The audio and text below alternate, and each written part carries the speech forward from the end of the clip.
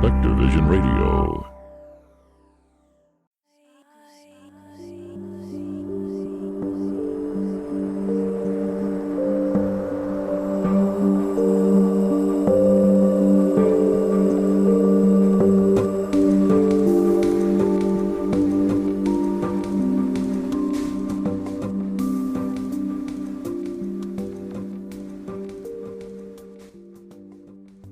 Hello and welcome to the Modern Fairy Sightings podcast, where we listen to people's fairy encounters. But take heed, we're not talking about winged Tinkerbells here. These are real fairies, real encounters that took people like you and I by surprise. Stay a while and hear their stories. My name is Jo Hickey Hall, and I'm a folklore researcher. Dear listener, I hope you're well. The middle of 2025 was always going to be a fast-moving time, according to astrologers, but wow, living through it, it is really hard to keep up with everything that is bursting forth at the moment. More and more people are experiencing spiritual awakenings, and importantly, many are experiencing heart awakenings too. In the healing system that I use, body mirror system, when we get to the solar plexus as part of that healing method, we open a channel in that person's consciousness between their solar plexus and the heart chakra. And the reason for this that Martin Brofman taught me was that at this time, our global humanity is shifting from one state of being to another. Solar plexus represents power, control, and freedom, as well as our identity, and heart chakra is about love and acceptance in recognition that we are all one. Looking around at the efforts of people all over the world at the moment, reaching out to those in need, to me it feels like these are examples of that passage being opened en masse. And what also really comes up for me, and I offer this in case it helps anyone else listening, are the words, "To thine own self be true." Now, many of you will recognise that line from Hamlet, and there are debates over what Shakespeare's original meaning was. But these days it's taken to mean the value around staying true to your own values, not doing something outside what you believe to be right to please or placate others. For some, it might mean leaving a situation that feels intolerable, or it could be about speaking your truth about something that you felt you had to be quiet about. It can mean taking action about something that you feel strongly about.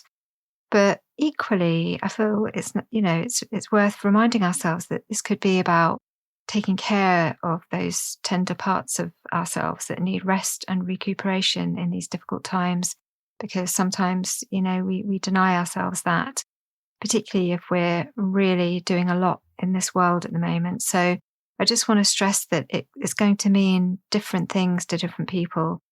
And we all are going through our own situations. And it's really hard not to kind of compare, what everyone else is doing at the moment. But I think, just coming back to that, to thine own self be true. Make sure that you are honouring what is true for you. So I hope that helps. As with all these encounters, I felt very honoured to hear the following story that's featured in this episode. It's a really delightful chat with Willa, an Australian woman who has made her home in Zürich, Switzerland. Willa's encounter took place 5 years ago in the Tarragona region of Spain. Early one morning, she took a stroll through her friend's garden and came face to face with some beings whom she describes as forest spirits.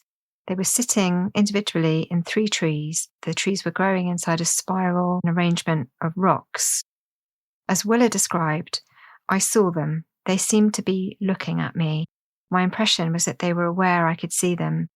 The situation lasted only for about a minute before they seemed to fold in on themselves and disappear.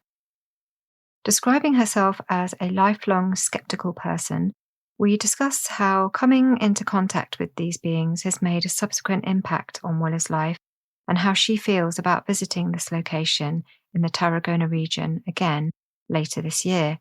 We also discuss Willa's call to aid ordinary people like me and you who've become homeless. She talks about her volunteering during lockdown in the kitchen of the Pfuusbus in Zürich.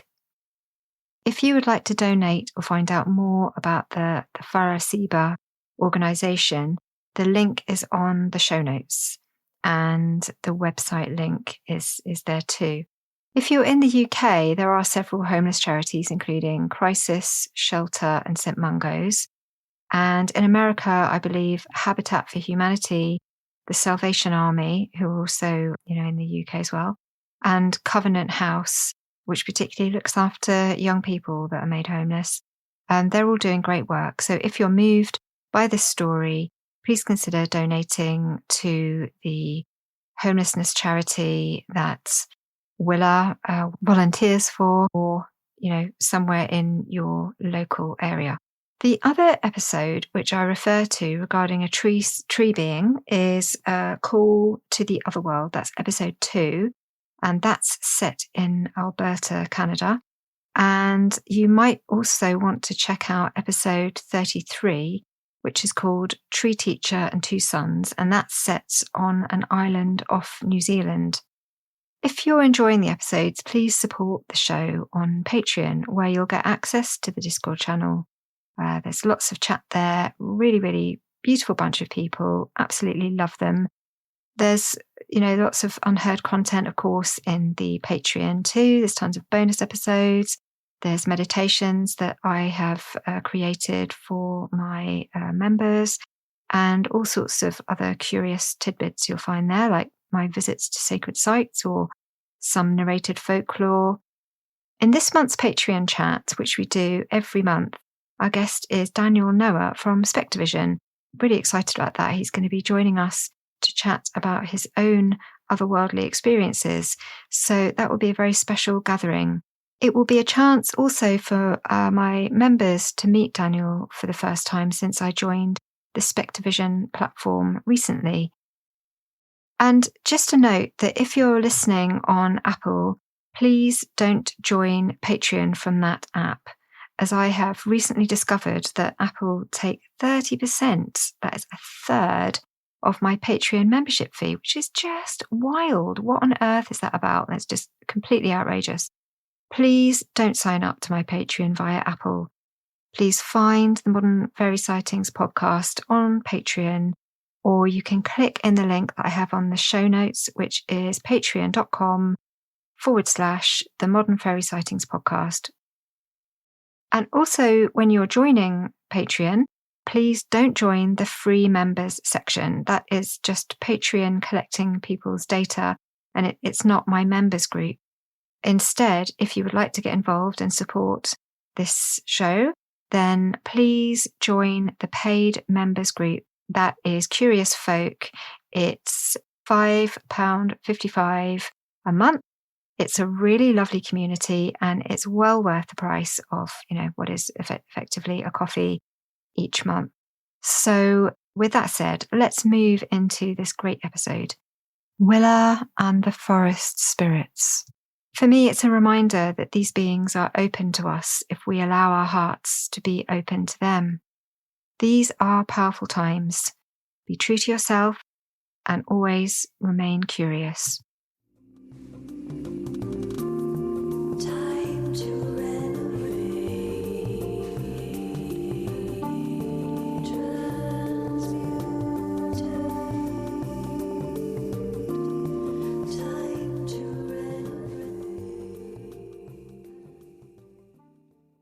Hello, everybody, and welcome to the Modern Fairy Sightings podcast. I'm Jo Hickey Hall, and with me this time is my guest, Willa. Willa is from Australia originally and has been living in Zurich, Switzerland for a long time now. And the encounter that you're going to be talking about with me actually took place in Spain, in a rural part just outside Barcelona. So really a warm welcome to you, Willa, and thanks for getting in touch. Thank you, Jo. Thank you very much. Because when you first contacted me, I remember your words in your email were, you're speaking to people that have had fairy experiences. Are you serious? Mm-hmm. And yeah, how was that for you to get in touch? Oh God, it was difficult, really. I had this experience and it had been playing in my mind, and I thought, have other people had similar experiences? So I started looking on the internet. And I eventually found you. And that's when I reached out, and I wanted to be absolutely certain because, I mean, this was an unusual experience, to say the least. And then you confirmed. And so we arranged to meet, and here we are. Yeah. So do you want to talk a little about how that all came about when you were visiting your friends in Spain? Certainly. It's a beautiful area, very rugged, part of the Spanish countryside. And we were there visiting, and they have this quite a marvelous house. But not far from there, there is like a spiral made from stone, I think, or gravel, and there were 3 trees. One morning when I was out sort of walking towards sort of around the area, I came across these 3 trees, and there in the trees were, I really don't know what to call them. I think I said in the email that they were like forest spirits. 3 of them. They seemed to be in the tree or part of the tree. And I could see them somehow sensing me. Um, I, I, I did not feel concerned or scared, or which was unusual.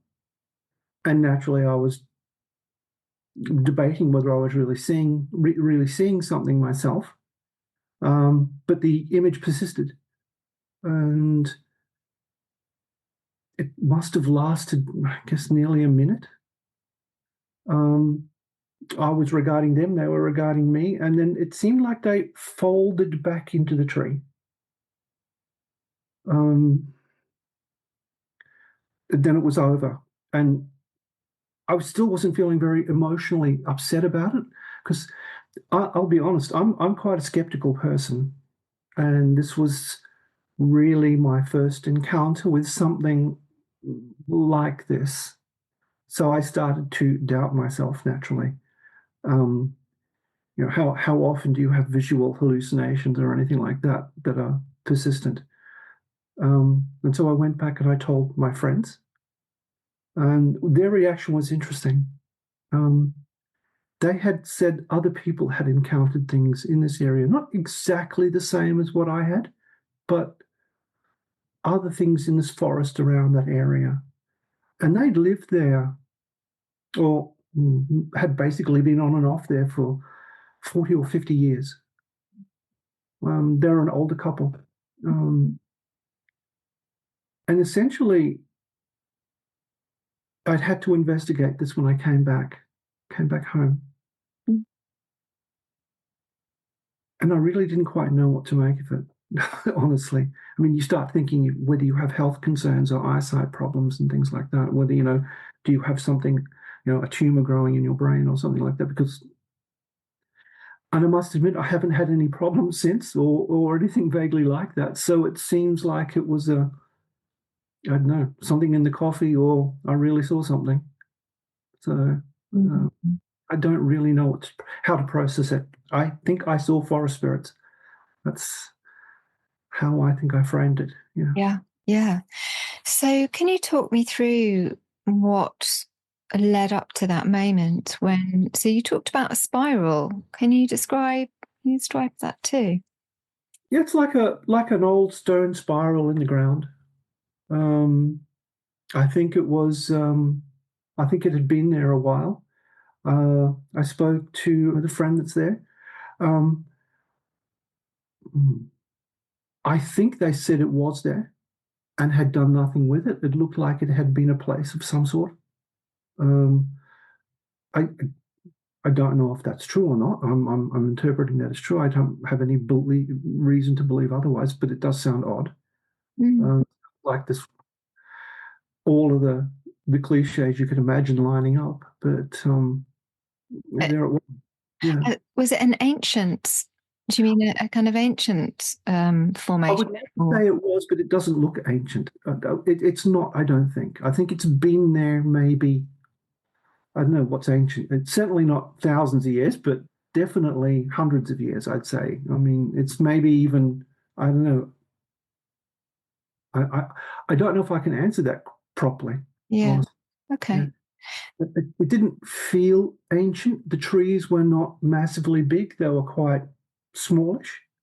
They looked to be no more than, I guess, 20 or 30 years old. They weren't like massive trees.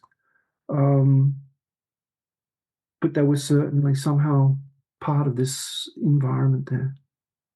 So in walking into the environment, did you walk around the spiral?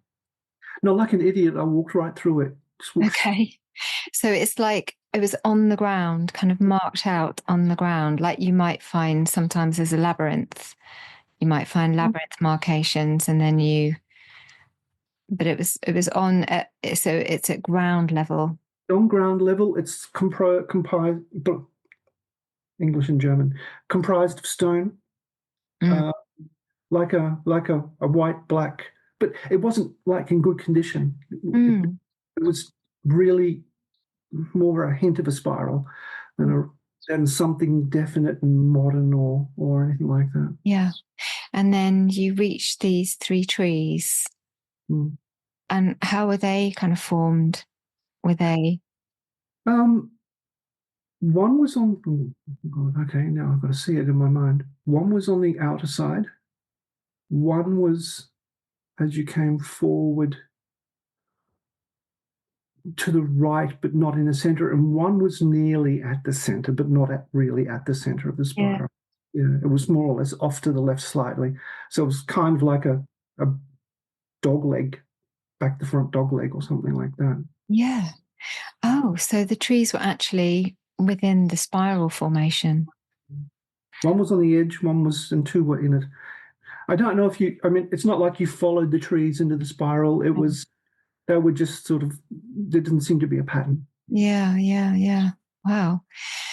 And so at what point did you notice these beings? Did you notice them straight away, or was it straight away? Pretty well straight away. I was coming up towards and I noticed something moving in the trees, and as I got closer, I was looking at it and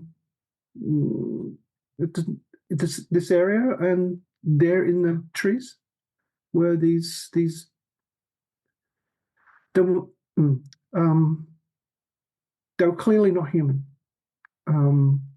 faces. They were not human faces. The eyes were not like you could see color or anything. They were dark, and faces were, I suppose, oval shaped, and the bodies were dark and forming part of the tree.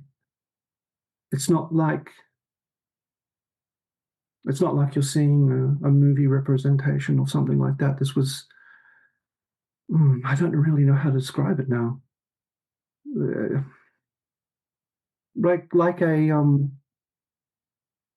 idea of a human, I guess. Yeah.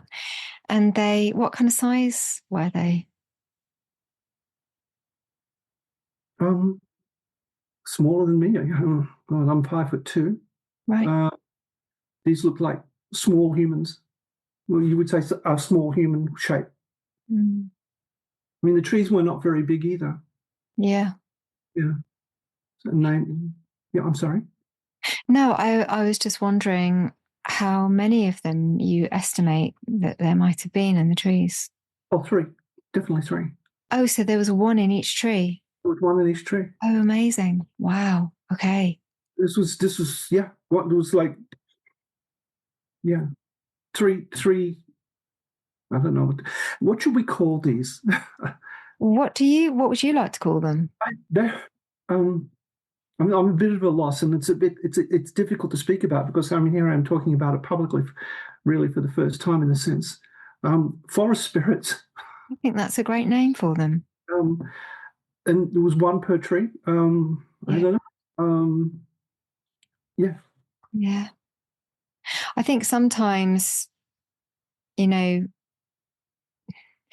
we come up with a name for them, but it's almost like they kind of give you that name in some ways because you're the person that's had the experience. Mm-hmm. And it's what you come away with is significant because you're the person that has had that encounter with them. So Tree spirit, maybe then? Tree spirit? Yes, that feels right. Yeah. Yeah. Do you know what kind of trees they were at all? No, I do not. I'm not familiar with the. I have no botanical knowledge at all. I'm sorry. No, I wouldn't know very much over I there. could probably find out. Yeah, you probably could because it's. I'm still in contact with my friends. Actually, I see her tonight. Oh, amazing! Right, okay. Well, there we go. Maybe you can. I can find out what they are and then email you. Yeah, because obviously that location is still there. Are the trees and the location still standing? Is this a place that will be a kind of protected area? Yeah, retired now. She moves between Zurich and she is back today and we see each other. I believe this is where she will retire fully. In Zurich or in. So I imagine this is going to be there a while. I can probably even find a picture of it for you. Is it on her land? Yes. Okay. Wow. Yeah. Right, because when you talked about other people seeing them, There I were assumed it was public. Yeah, there were visitors. Oh, magnificent. And do you know how long that has been in her family then? I can find out. Yeah. Yeah, it'd be really great to know more about that place. Sure. And I wonder who is it being passed down through the family or is it did they buy it from local people at some point? They bought it from local people at a certain point. Mm-hmm. I know they've had it for quite a while, and they were both professionals, and they used to do. Hildegard and her husband were professionals, and they were doing courses there. Right. Of different types. They were medical professionals.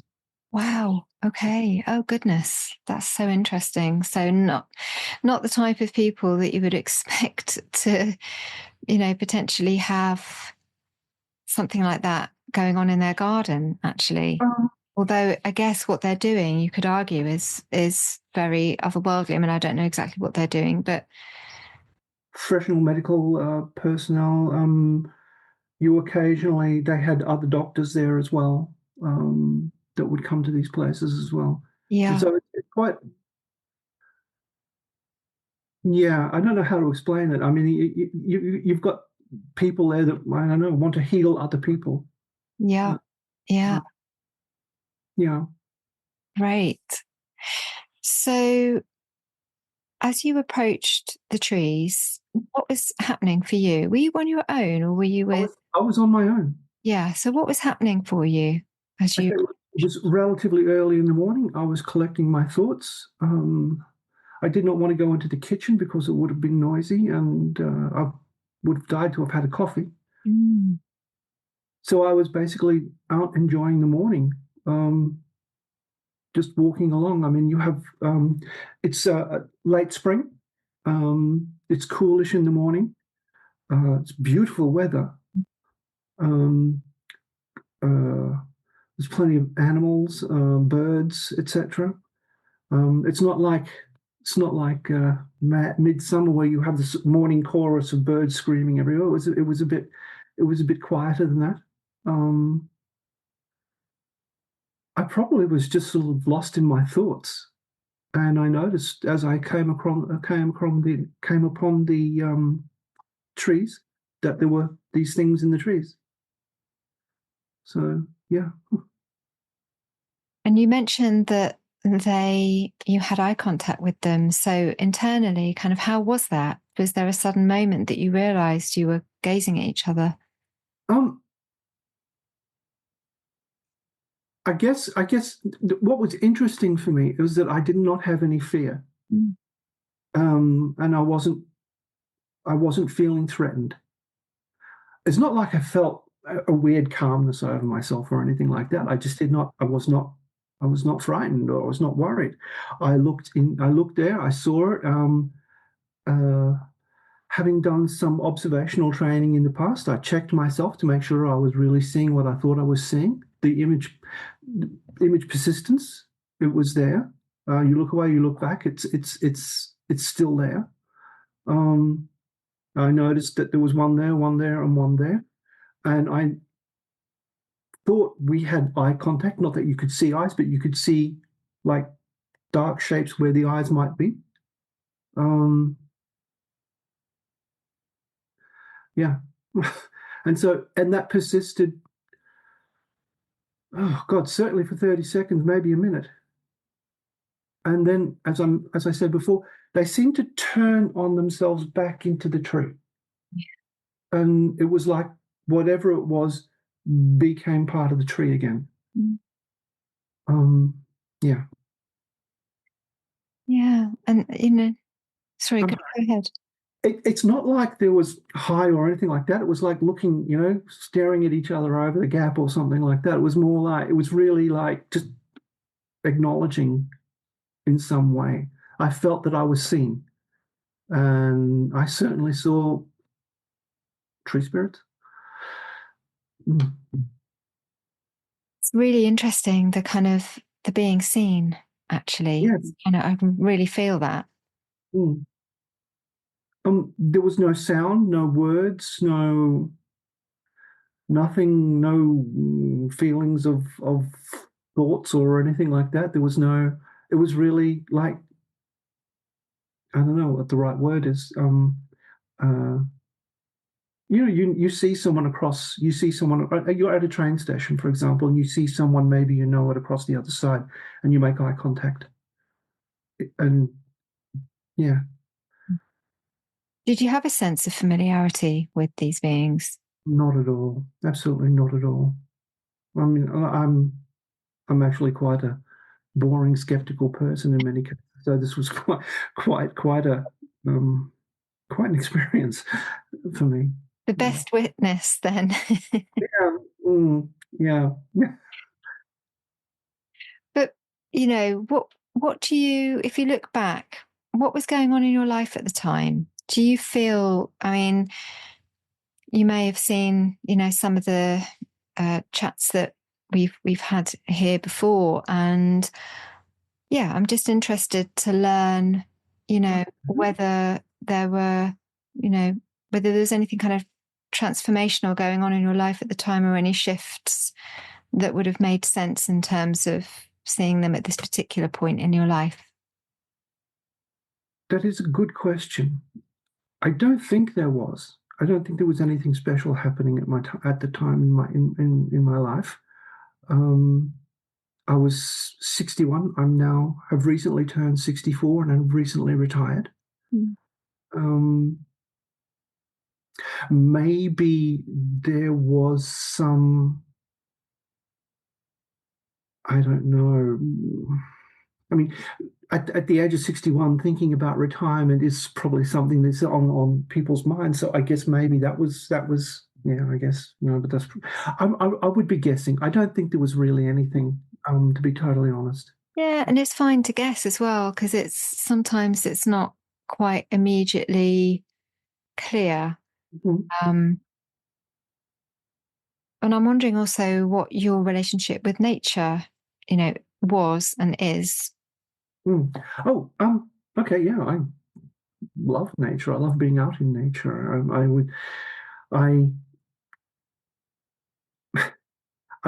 My partner worries about me at times because I don't even like to kill ants.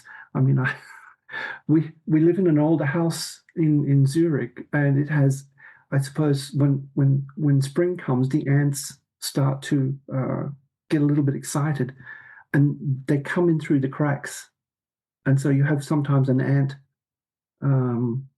infestation, and normally what people do is spray them. I don't. I make a little bridge for them to climb out to the window so they can fly away, and when they breed and all of that.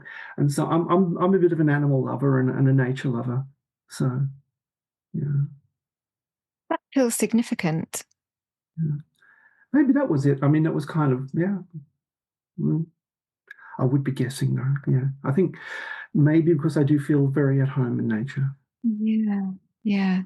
And was this a place that you had visited before? Was that your first Mhm. time there? First time, my First time. first time there.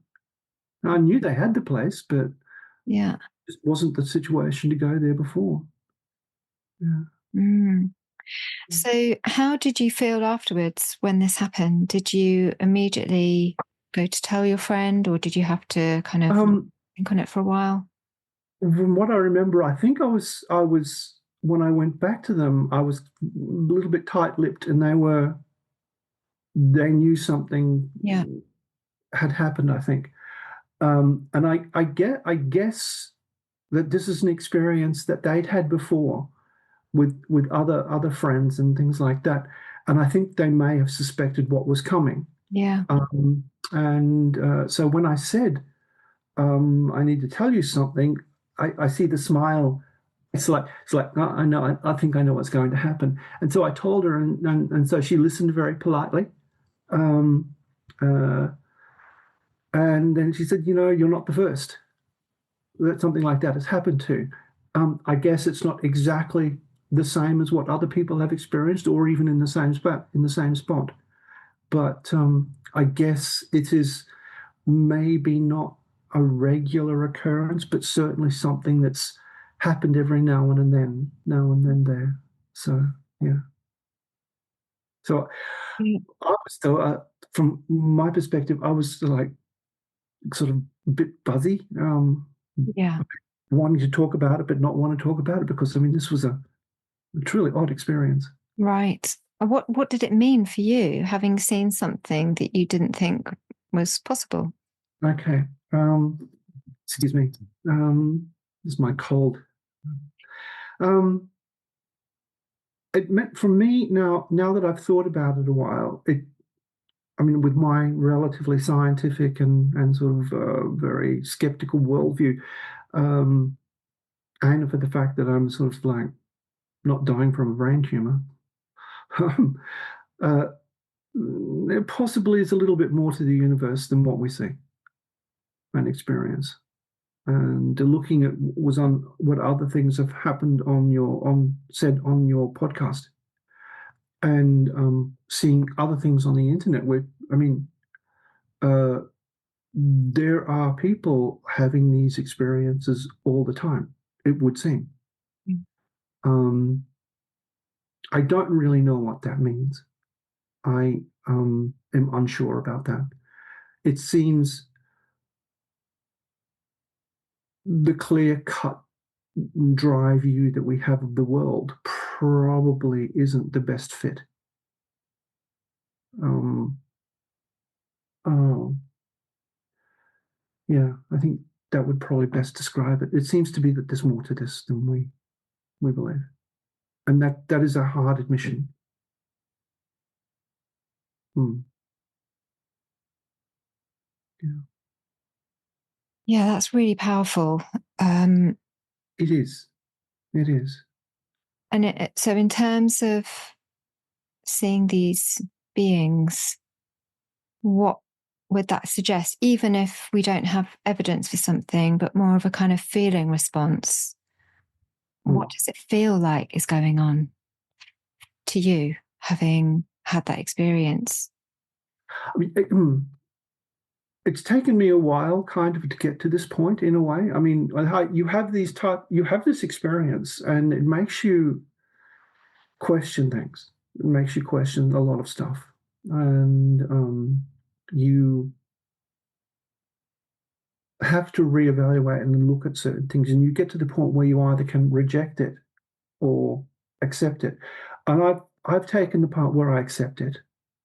I've got no other explanation for what I saw. I don't really even know what I saw. Um, I can tell you what it looks like, and I can tell you what it might be from legend and myth and things like that. But really, I only know that because I looked into this now, Right. and it was it was a powerful experience, but it wasn't frightening or anything like that. It wasn't earth-shattering. It was like being presented with a, I don't know, it must have been what people were like when they saw the first black swans. Suddenly, all their ideas had shattered. There was evidence of something different, and you can either reject it or accept it. And I'm at the point now of accepting it. There was something. I can't explain what it was. Excuse me. Yeah. Yeah. Did you feel anything from them? So I know you didn't feel fear. No. And I recognize that in my own experiences as well. Mating doesn't bring fear, but did you feel anything, any emotional response within yourself from them, or any kind of emotion? Wariness. Right. I'm, them looking at you, they were wary. I felt so. Yeah. If I could describe, tentative. There was kind of like an expectation, I feel. Yeah, that sounds right. That sounds like it could possibly be that emotion, tentative. Yeah, it's like an expectation of something, and I'm guessing. I'm really guessing there. I know I was unsure of my own emotions in this regard, but if I could pinpoint something, probably tentativeness. That is even a right word. Yeah, no, I can totally understand that. And I'm thinking about, I don't know if you've heard the episode, which I think was episode 2, Call to the Other World.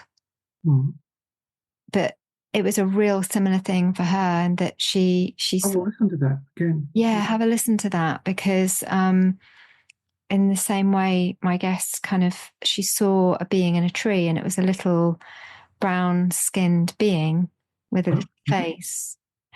And these, well, I'll let you listen to it anyway, but she said the same. It was a kind of, moment. She didn't expect to see her. And yeah, there's kind of a similar quality. And of course, the fact that it was in a tree.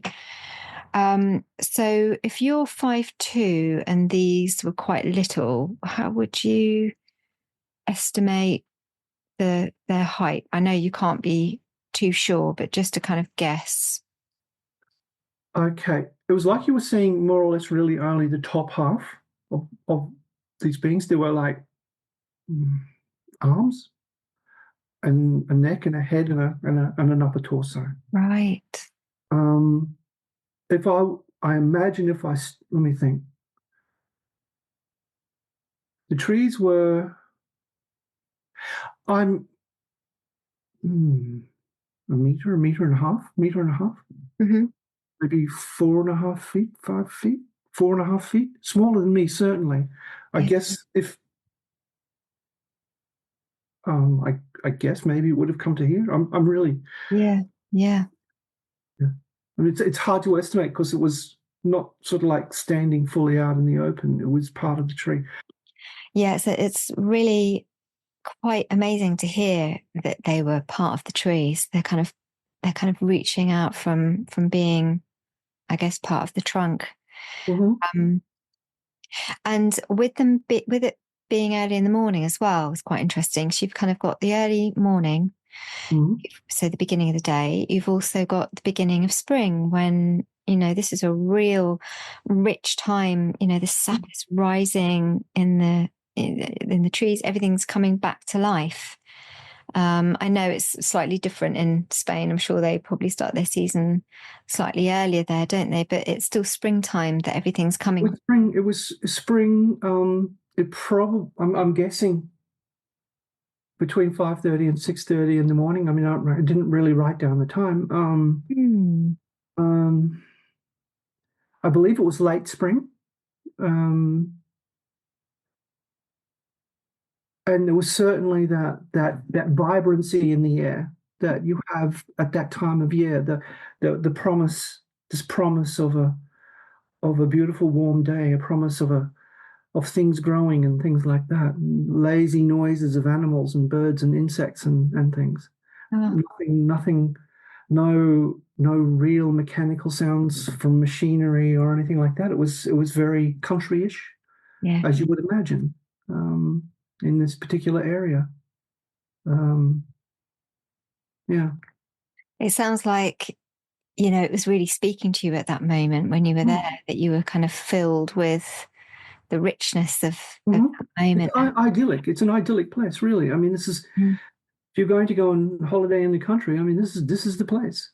So yeah, idyllic. gorgeous.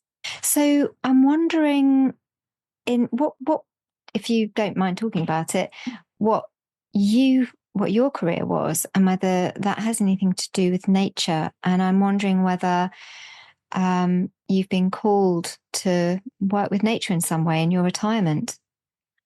Well, that's a very interesting point that you're making. Uh, okay, I was an IT person, and it surprised a lot of people. A lot of people thought I would go into music or art or something like that. Mm. I nevertheless, because I had a mathematical bent, fell into the informatic uh, career and basically did that most of my life. I suppose the other, and what comes to mind now, I came from a very religious family. Um, and after my sister passed away, I rejected most of that. So maybe there's some calling there. I know at the time I do when I can voluntary work for a homeless shelter. There is a homeless shelter here in Switzerland run by a man. Oh, he's now passed away, but he was Father Siba, means Father Siba, and he was a person who helped the homeless. And so it was probably around this time where I felt a strong calling to help. I'd seen this man in Zurich. It was winter, and he was sleeping rough in the city. He had no socks or anything like that. He was in plastic bags and things there. And like an idiot, I ran to buy him socks and without any knowledge or foreknowledge of what to do. Okay. I guess, he sensed this and took off, knowing that someone was probably going to come to the rescue with a pair of socks and some gloves or something like that. And so when I came home that day, I immediately made contact with what we have in Zurich here is a group called SIP, which is Sicherheit, Intervention und Prävention, and that is security, intervention, and prevention. And they're an arm of the police department that keeps aware of these people that are on the edges. And they recommended to me making contact with Farasiba, and that's more or less how it started. And it was probably around this time. Gosh. Yeah. And so before that and probably leading up to that time. So they're probably, and that actually, yeah, and sort of to answer your question, sorry, I'm going around. That's okay. Yeah. There was like a calling in myself for this. Wow. To lend a hand for the obdachlos and the homeless. Thank you for doing what you're doing. Really, thank you. Because it's just, I mean, I live in Bristol, and the situation here is just so, yeah, it's just so devastating. And I know it's the same everywhere. Yeah. And it seems sometimes, it's so hard that you can't do anything. And we have, fortunately, people like the Siba group, and they lend a hand to anybody. Basically, they have a place where they have, it's called the Pfuusbus, or the foot bus. You can come to it on foot. And it's a place where in winter you can sleep. And they give food and they give a place to sleep. So if you're homeless, you can go to this place. You don't have to sleep out in the cold in winter. Yeah. And you, it's I've worked in the kitchen there. I've done overnights there for them. I've cooked there for them. It's you can in the morning they get a breakfast as well. Yeah. It's fantastic. So you mentioned about your response initially was that you wanted to go and rush off and buy him. Yeah. Not the right thing to do. So Yeah. what is the right thing to do? So we, Let the experts or the people who have known make contact first, because there's in some cases what I've learned since then is that there are people who don't want to go even into a place yeah, like that, and you've got to respect that. yeah, You and one of these, I mean, for one reason, whether it was drugs or alcohol or just a simple, paranoia because of some, I don't know, difference that this person has. They really don't want to be fussed over, or they just really want to be away from everyone. They don't want to be in the forest like some of them do. They just don't want to be part of society, and you have to help them the way they need to be helped, which may be letting them control the contact, and that is the way it is, and this works, and this helps these people as best as what's good for them. yeah. Mm. That's so important to know. I know for here, some people don't want to go in, because they might have been attacked in places before, and then they just do not want to go back there, even if it's a completely different space. Or sometimes they have perhaps a dog with them, Mhm. something, and that's their companion, and they can't take the dog into shelters. So, it's just a no-go for them as well. So there are always lots of different reasons. I tend to, ask people if they want anything to eat, and I'll go and buy them a meal or something if I see people. And you just never know, what the best thing to do is. So I really appreciate you sharing that information, that it's just, Yeah, there are people out there. I mean, at Pfuusbus, I mean, you can come with a pet. You can come with your oh, that's animal. really good. The only requirement is that it cannot get into fights. Mm. You have to make sure that it doesn't. I mean, and it's not like they're going to throw you out or anything like that. I mean, they wouldn't do that. They're nice people. But yeah, so you can do it. But what the biggest thing is, leave it to the people that really are experts on this. And yeah, I've learned a lot, and Yeah, I've met some very nice people. Um, that you have. and it was like a calling in a sense. Yeah.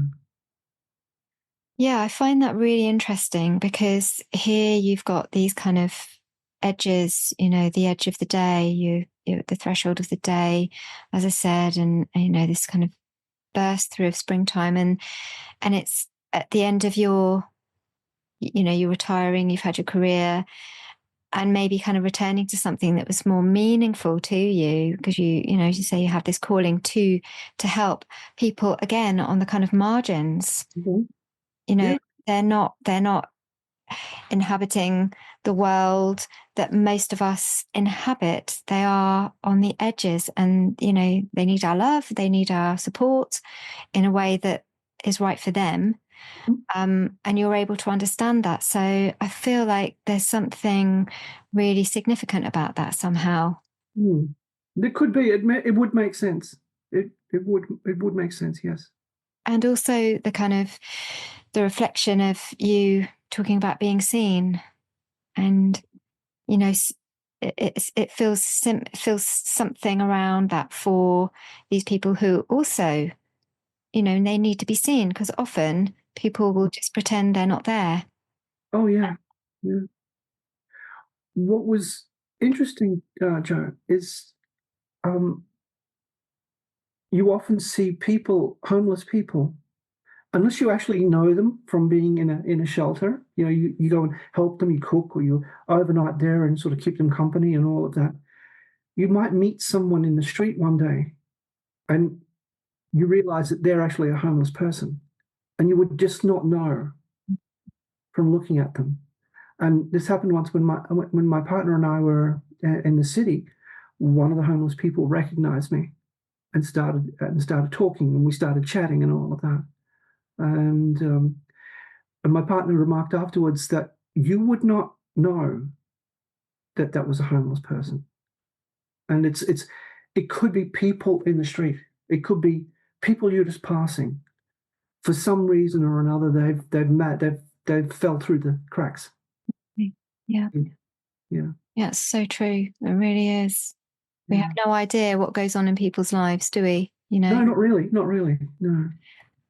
Yeah. Oh, well, yeah, that's brilliant that you're doing that. I can actually send a photo of me at when I was cooking there one day. It was during COVID, and we had to wear masks, but it's definitely me. Yeah. Yeah, that'd be great. Yeah. Because we have a big problem here too. Yeah. That there's just, not enough support, but there are lots of people like yourself who are out there, trying to make it better, speaking to people that are on the streets. It's definitely a world now where people do slip through the cracks, and it's very invisible, the things that people are going through because of, how difficult it is to be in the world at this time. It seems to be, yes. Yeah. That, people are very near the edges of, losing their homes. They are, as someone recently said, many people, much more than in the past, are one paycheck away from being homeless. Yeah. And that's actually quite worrying. Yeah. I think, because the safety nets are now just being removed. Mm-hmm. But what does come through is that there are kind of grassroots groups that are run by people for the people. Yes. And I feel that those kind of groups, and I'm sure I've said this before, those kind of groups don't get defunded because they are, by the people. So they're less likely to fall away. Exactly. Yeah. But that's really good to know that the local police are, working in such a great way to aid. The Swiss people are very good people. I mean, they're often seen as, very rule following and everything like that, but they're not. You've got lots of very good, caring people. I mean, they even vote for their own tax increases at times. It's quite astonishing. And but you will find that they're aware of the homeless people that are in their area and keeping an eye on them so that there's no acts of violence and things like that. I think it's a very caring society. And there are naturally those who are more, excuse my language, economically focused. Yeah. I think that's the right word. Yeah. And consequently, they want to push away whatever programs they are and rely purely on the goodwill of people. But the SIP is a section of the police department here of people who are trained for this. They have knowledge of this. I don't know how big the department is, but it seems to be people who give, what's the right word? Give a damn. They care. Yeah, we need that here too. Yeah. Like there are lots of people who care, but and there are still groups that are partially funded, but that more and more they're just falling away. I mean, just like month to month, they're falling away. And I'm not aware of a similar kind of program run by, the police here. So that's very interesting and great to hear that it is happening there and that it could work in other places too.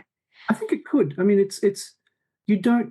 I don't think you have to have a very big, I don't think it needs to be a very big organization, but I think it needs to be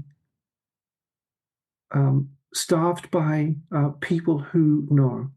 Yeah. I think they have to be trained, well trained. It would be to say the difference between a normal police officer and say a well-trained FBI agent, where you've got someone who has a degree in this and education in this and education in that. It seems to be like there's not thousands of them there, but the ones that are there are well informed of what to do, and maybe require something like that rather than a massive organization. It's inspiring. Yeah, really inspiring. That's my opinion anyway. So I don't know if that's true. I'm not an expert in that area. So yeah. So thinking back to your experience then, I'm wondering if you are planning to go back there at any point. I am. I'm going back there in October. Oh, okay. So you've gone in spring. Well, late spring, when this is kind of late spring is kind of reaching around the time of Beltane as well. Yes, yes. I wonder if you could find out when you were there before, if you found out the date you were there before. Oh, I can do that. Yes, I can do that. Yeah. So you're going in October. So whenabouts in October are you going? Well, I think it's the 5th of October. Right. Yeah. Well, that would be that would be great for you to be there again and see how it feels this time. Do you plan to kind of go there with any intention to this place, this spot? There is certainly a part in the back of my mind there where I will go one morning by myself to this place again to see if I have the same experience. That is certainly part of my plan, because it was a very profound experience for me. So yes, there is, to answer your question very shortly, yes, I do. You know, Great.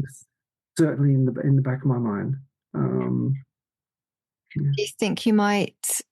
Do you have any idea of what you might do when you get there, or in terms of did you have an idea that you wanted to leave an offering, or it sounds like you're a musician of some kind then, or my hobby is music. I have actually have I recently had a what's called a guitar. This is a Renaissance, pre-Renaissance, early middle beautiful. Wow. medieval instrument.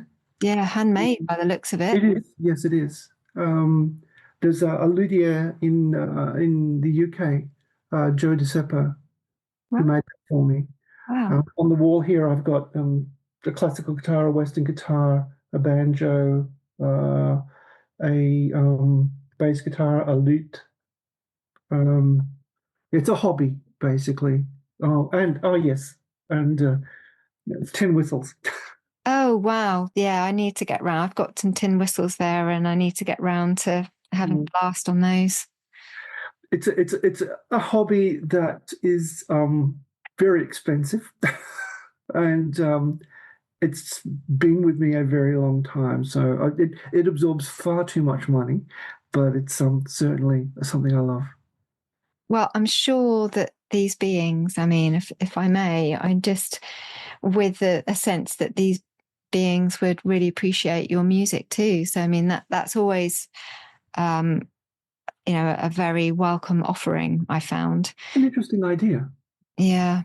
I was thinking about leaving something there, and I saw in some things there was this offering of milk, like a libation of sorts. Yeah.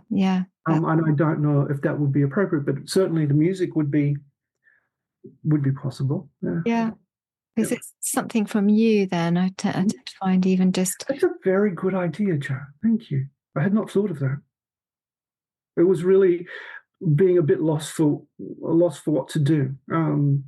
So I was looking at what certain offerings were in the past, and I had settled upon a libation, like something like shamanistic, I guess. Yeah, and you could do both anyway. And I think local produce is always very welcome. So if it's milk, it might be local milk, or it could be local. I don't know if they do cider there, or what their local wine is, something that's made in the area, or local honey is very welcome. I often honey. Does that make sense? Yeah. I mean, this is farming area, right? Yeah, but it's a beautiful little Spanish village. Yeah. Well, you'll have to report back. I'd love, if you could let us know how you get on there. And it would be great if your friend ever wanted to let us know what other people had seen there as well. I'll talk to her tonight. Yeah. Yeah. Up tonight. So Yeah, it'd be really interesting to hear kind of what other people's experiences have been.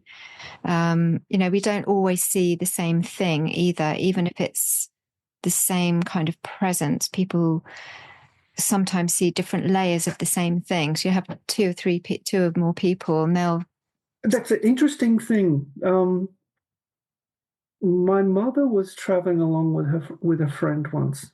This is very interesting that you mentioned this, because someone else had said this to me as well. We don't all see the same thing, and this is, and I said this because of a different reason. My mother was a nurse in Brisbane, and she would share cars with a friend, and they would drive each other to work every now and then. And so they were coming home one morning. She did the night shift, and they'd stopped on the road. My mother was driving, I think, this day. And my mother saw what she thought was a classic 1950s UFO in front of them. And the woman that was sitting probably a meter away from her saw a bright light. Yep. Yeah. And yeah. she saw like there was something there, but it was like reflecting off. And when my mother came home, she said, must have been, I don't know, 7 o'clock in the morning. She said, "You'll never guess what I saw." And they'd just announced on the radio that a UFO had been spotted. Oh, my goodness. And around this particular region. So I said to her, "A UFO." She said, "How did you know?" And yes, so you are absolutely correct. The person that was sitting right next to my mother did not see it. Well, she did not see a UFO. She saw something, but it wasn't a UFO. Yeah, it can happen with these types of beings as well. So you'll have a group of people or a couple of people, and one person will actually see a kind of humanoid figure, and another person will just see a light or something else, a form of something like a merge of color or something like that, but it won't be the humanoid figure. So we're seeing layers, and it's a bit like we kind of practice this when we do when we practice seeing auras. You have a room full of people, and some people in that group will see the same thing, which will be, certain this, and this, and another person will see another thing. And it's like you're tuning into different etheric layers, I guess, or different manifestations of the consciousness of what you are regarding. So for you, you saw these beings, I guess, in their humanoid form, in a certain way, whereas other people might have just seen a glimpse of something or a shape of something, but might not have seen what you saw. They might have just seen an orb, which would be the energetic manifestation. It's like a condensed energy of that being, that their consciousness. So yes, this is where all the different layers come in, because we are perceiving that all the time. I mean, we're always walking around and sensing the world in different ways anyway, according to our perceptual filter. And that itself depends on, our beliefs, our experiences, what we believe to be possible, our emotional state. It's that there's this kind of perceptual filter that is shifting. And that morning, it sounds like you were really opening to this world of beauty and, the bursting forth and blooming of the land, and feeling it in all its glory and meeting it. That certainly happened. That was certainly what it was. Yeah. Thank you so much for sharing. Thank you for your time. Yeah. Thank you for explaining that as well. I mean, it's my mother's experience. I mean, I had another person who said something differently. Yeah. And about that. What had happened to me was probably the first thing that's ever been like that to happen to me. And, thank you for the explanation. That really was very helpful.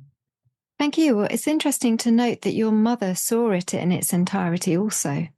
Yes. And so By do the you. sound of it, you're saying that they're probably the same thing in a sense. Well, just that there's an openness in the way of being that's been passed down. Yes. From your mother, potentially, but maybe from your father too, but certainly from your mother. She had an openness, allowed her to see. Some people would say that that is something that's passed down through lineage of maybe familial capacity to do that in some way. And other people would say, well, it can be that, you know, your openness to the world, as in your interaction with the world around you and how open you are to seeing something. That's a way of being that you learn. That's interesting. In a family. Yes. So if you're brought up in a family where you're kind of encouraged to think outside the box, you're encouraged to, you know, expect the unexpected or to see the wonder in the world, then that's how you grow up, and you might be more inclined to actually have an experience than somebody that is closed down from an early age and told very sort of limited, restricting ideas about the world, and also, you know, maybe ridiculed or told off for exploring those aspects of the world if they do go and do that. So, you know, it's like maybe, you know, your mom came home, she's like, oh, you know, I've seen this thing, and, you know, she's eager to share it. And then for you, this is a possibility. So what we... No, that's entirely possible. Yeah. So that's great. Thank you. Yeah. Well, yeah, keep in touch then, and I will. let us know how you get on later in the year. Thanks again. Thank you very much, Jo. I wish you a lovely day. Thanks so much for listening and watching. If you enjoyed the podcast, please consider joining us on Patreon for dozens more episodes of unreleased bonus content, monthly online events, and a private chat. We are a warm, supportive community, and it really helps to support the project. Find us on patreon.com/The Modern Fairy Sightings Podcast.